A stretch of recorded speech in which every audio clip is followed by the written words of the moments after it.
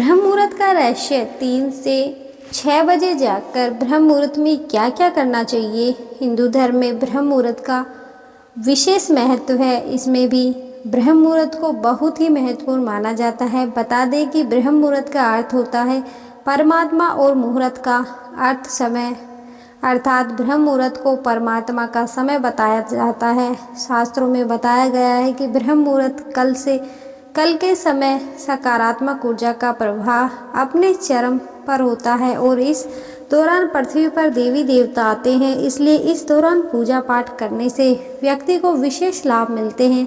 दिन और रात के 30 मुहूर्तों में से एक मुहूर्त है ब्रह्म मुहूर्त। यह मुहूर्त उषा काल में आता है। यह मुहूर्त बहुत ही शुभ और पवित्र माना जाता है। बिजली के आने के पहले प्राचीन काल के लोग इसी मुहूर्त में उठकर अपने नित्य और दैनिक कार्य शुरू कर देते थे।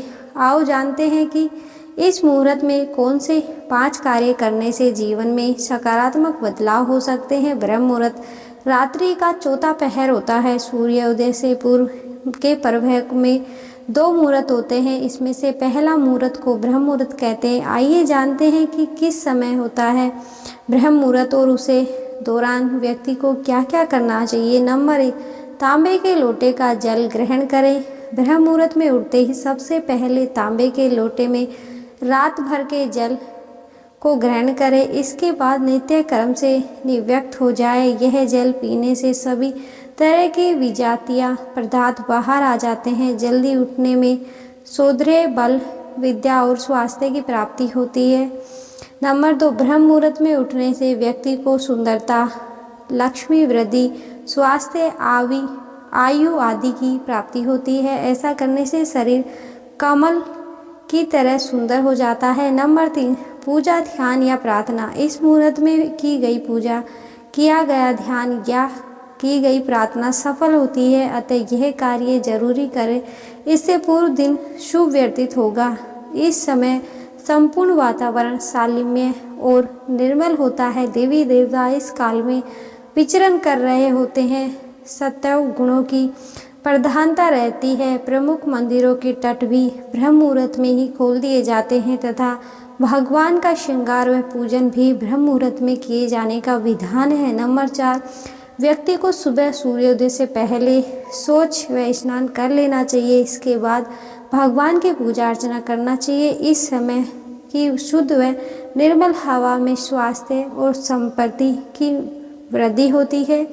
नंबर 5, अध्ययन। इस मुहूर्त में छात्रों द्वारा किए गए अध्ययन सदा के लिए दिमाग में स्थापित हो जाता है। यह समय अध्ययन के लिए भी सर्वोत्तम बताया गया है, क्योंकि रात को आराम करने के बाद सुबह जब हम उठते हैं तो शरीर तथा मस्तिष्क में भी स्फूर्ति और ताजगी बनी रहती है। सुबह ऑक्सीजन का लेवल भी ज़्यादा होता है तो मस्तिष्क को अतिरिक्त ऊर्जा प्रदान करता है, जिसके चलते अध्ययन बातें स्मृति कोश में आसानी से चली जाती हैं। यह समय ग्रंथ रचना के लिए उत्तम माना गया है। नंबर 6, व्यायाम। इस मुहूर्त में कसरत, योग, टहलना आदि बहुत ही लाभदायक माने गए हैं।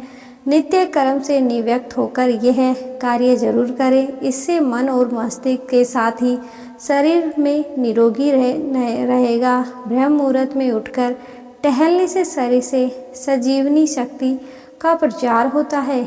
नंबर 7, सुबह सूर्योदय होने से पहले उठने वाले व्यक्ति का स्वास्थ्य अच्छा रहता है। इसलिए बुद्धिमान लोग इस समय को व्यर्थ नहीं गवाते। सुबह जल्दी उठने वाला व्यक्ति स्वस्थ, सुखी, ताकत वाला और दीर्घायु वाला होता है। नंबर 8, प्राणायाम करना चाहिए।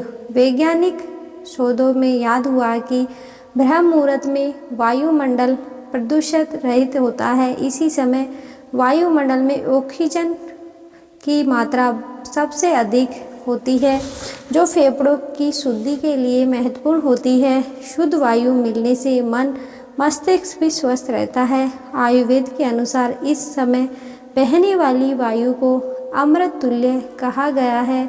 नंबर 9, शास्त्रों के अनुसार ब्रह्म मुहूर्त के समय भूलकर भी भोजन नहीं करना चाहिए। ऐसा करना स्वास्थ्य के दृष्टिकोण से अच्छा नहीं माना जाता। ऐसा करने से कई प्रकार के रोग शरीर को घेर लेते हैं। नंबर 10, ब्रह्म मुहूर्त ऐसा समय होता है जब वातावरण पूर्ण रूप से शांत होता है। ऐसे में इस दौरान व्यक्ति को ध्यान, योग या महत्वपूर्ण निर्णय लेना सहायता मिलती है। नंबर 11, ब्रह्म मुहूर्त के समय मन में नकारात्मक भावनाओं को नहीं लाना चाहिए। इससे मानसिक तनाव उत्पन्न होता है। नंबर 12, ब्रह्म मुहूर्त में स्नान आदि करने के बाद पूजा इत्यादि कर्म करना चाहिए। ऐसा करने से देवी देवता प्रसन्न होते हैं और जीवन में सकारात्मक बदलाव आते हैं। नंबर 13, छात्रों के लिए भी ब्रह्म मुहूर्त को बहुत ही उपयोगी माना जाता है। ऐसा इसलिए क्योंकि इस दौरान पढ़ाई करने से चीज़ें लंबे समय तक याद रहती हैं।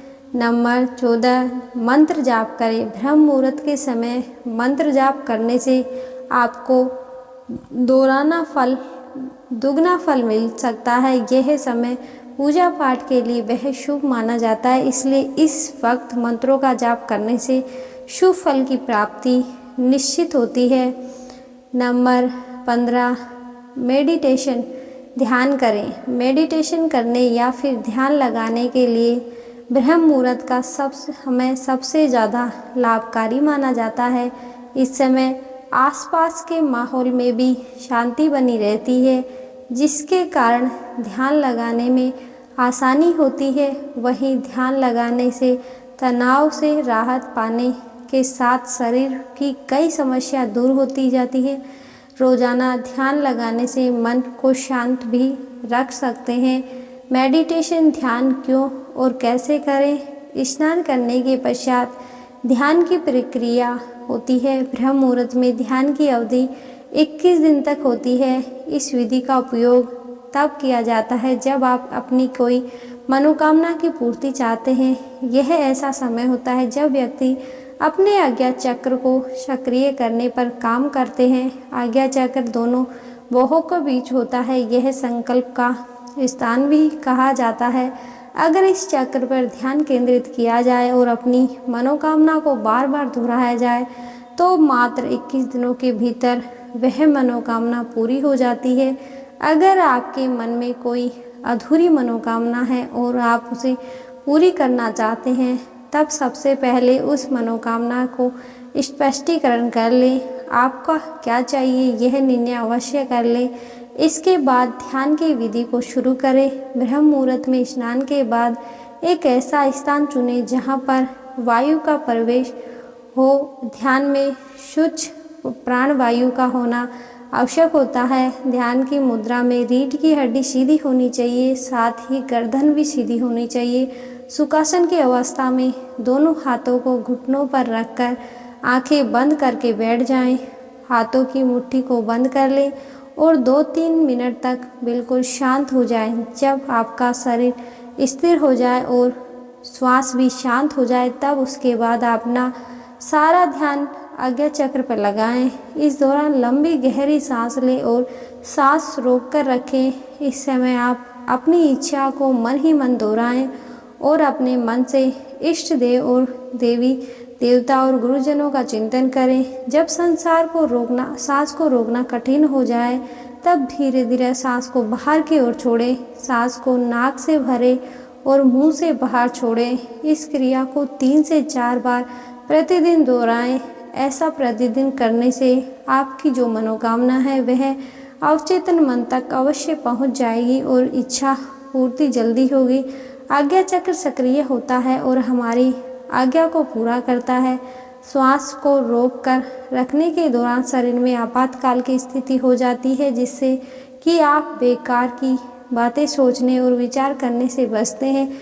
ब्रह्म मुहूर्त के समय ईश्वर की विशेष कृपा होती है और कोई भी व्यक्ति अपनी मनोकामना को इस समय दोहराता है तो उसकी इच्छा जल्द से जल्द पूरी होती है।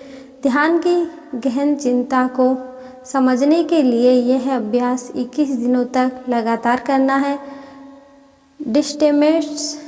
इस लेख में निहित किसी भी जानकारी सामग्री गणना की सटीकता या विश्वसनीयता की गारंटी नहीं है। विभिन्न माध्यमों, ज्योतिष शास्त्रों, पंचांग प्रवचनों, मान्यताओं, धर्म ग्रंथों से संग्रहित कर ये जानकारी आप तक पहुंचाई गई है। हमारा उद्देश्य महज सूचना पहुंचाना है।